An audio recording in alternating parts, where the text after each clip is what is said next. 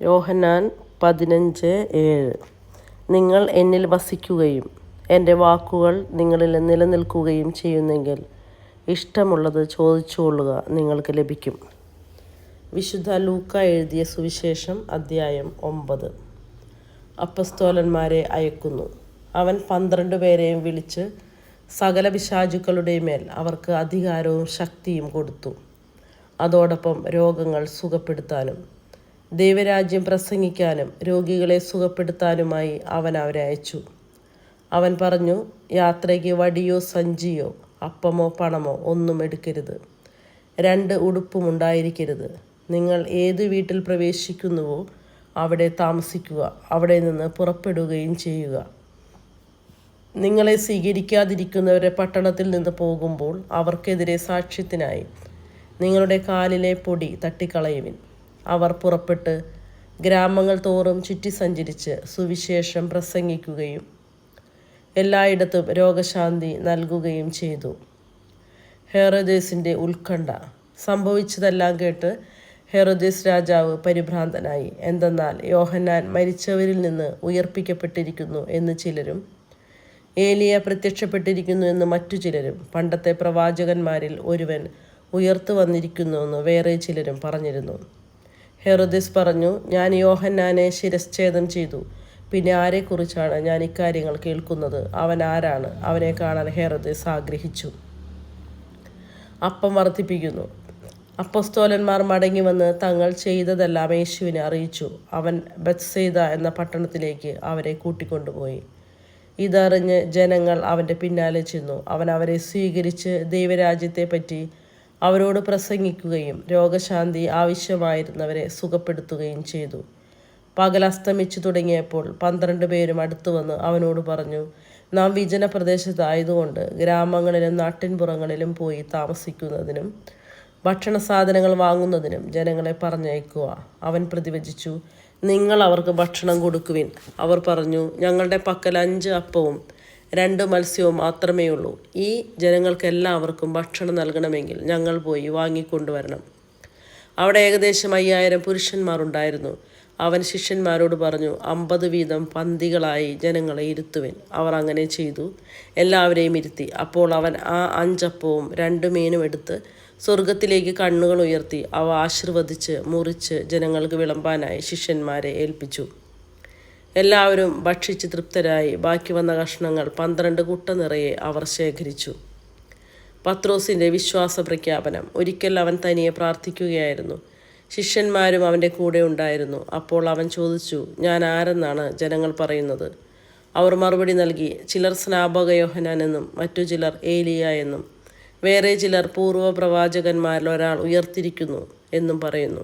അപ്പോൾ അവൻ ചോദിച്ചു, ഞാൻ ആരെന്നാണ് നിങ്ങൾ പറയുന്നത്? പത്രോസ് ഉത്തരം നൽകി, നീ ദൈവത്തിൻ്റെ ക്രിസ്തുവാണ്. പീഡാനുഭവവും ഉത്ഥാനവും 1-ാം പ്രവചനം.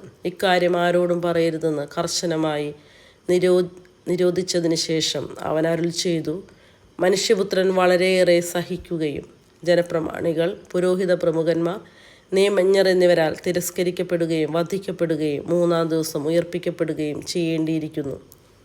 അവൻ എല്ലാവരോടുമായി പറഞ്ഞു, ആരെങ്കിലും എന്നെ അനുഗമിക്കാൻ ആഗ്രഹിക്കുന്നെങ്കിൽ അവൻ തന്നെ പരിത്യജിച്ച് അനുദിനം തൻ്റെ കുരിശുമെടുത്തുകൊണ്ട് എന്നെ അനുഗമിക്കട്ടെ.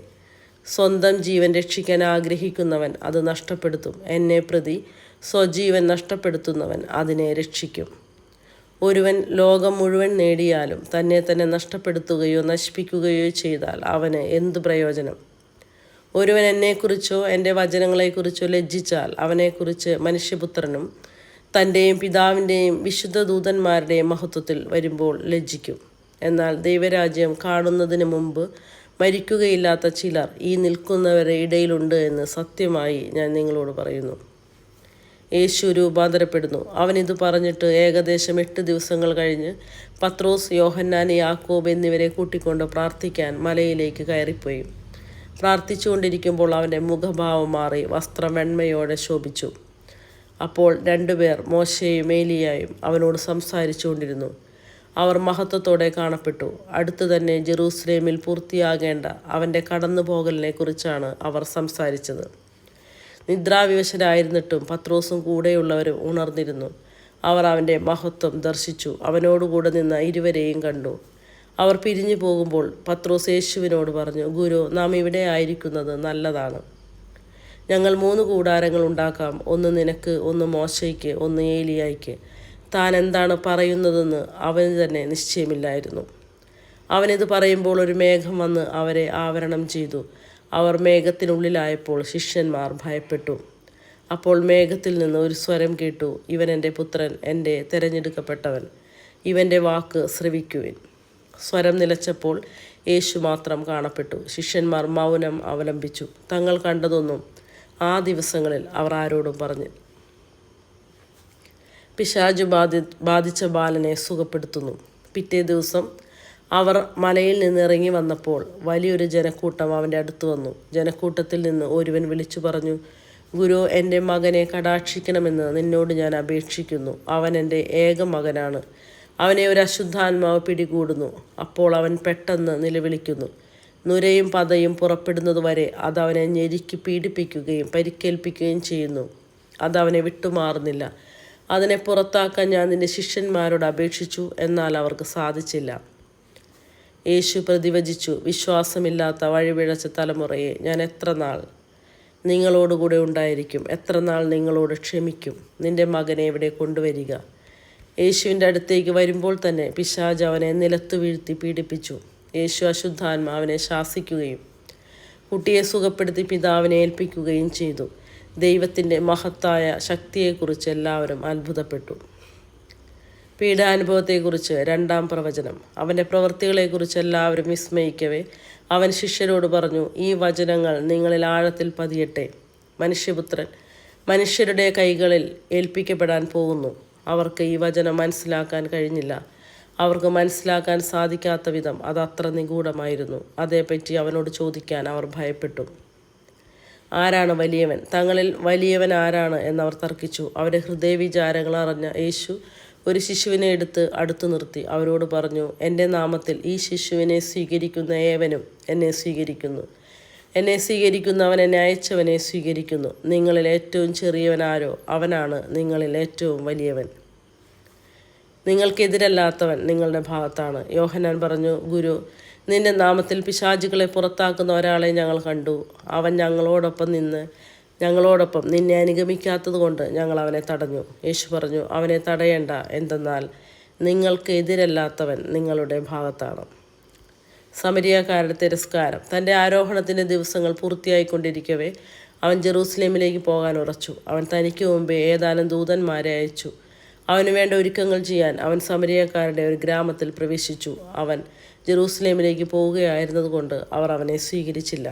ഇത് കണ്ടപ്പോൾ ശിഷ്യന്മാരായ യാക്കോബും യോഹന്നാനും പറഞ്ഞു, കർത്താവേ, സ്വർഗത്തിൽ നിന്ന് അഗ്നി ഇറങ്ങി ഇവരെ നശിപ്പിക്കട്ടെ എന്ന് ഞങ്ങൾ പറയട്ടെയോ? അവൻ തിരിഞ്ഞവരെ ശാസിച്ചു.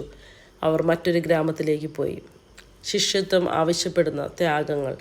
അവർ പോകും വഴി ഒരുവൻ അവനോട് പറഞ്ഞു, നീ എവിടെ പോയാലും ഞാൻ നിന്നെ അനുഗമിക്കും. യേശു പറഞ്ഞു, കുറുനരികൾക്കും മാളങ്ങളും ആകാശത്തിലെ പക്ഷികൾക്ക് കൂടുകളുമുണ്ട്, മനുഷ്യപുത്രന് തലചായ്ക്കാൻ ഇടമില്ല. അവൻ വേറൊരുവനോട് പറഞ്ഞു, എന്നെ അനുഗമിക്കുക.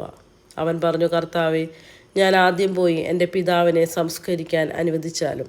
അവൻ പറഞ്ഞു, മരിച്ചവർ തങ്ങളുടെ മരിച്ചവരെ സംസ്കരിക്കട്ടെ, നീ പോയി ദൈവരാജ്യം പ്രസംഗിക്കുക.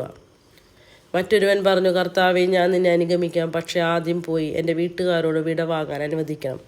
യേശു പറഞ്ഞു, കലപ്പയിൽ കൈവച്ചിട്ട് പിന്തിരിഞ്ഞു നോക്കുന്ന ഒരുവനും സ്വർഗരാജ്യത്തിന് യോഗ്യനല്ല.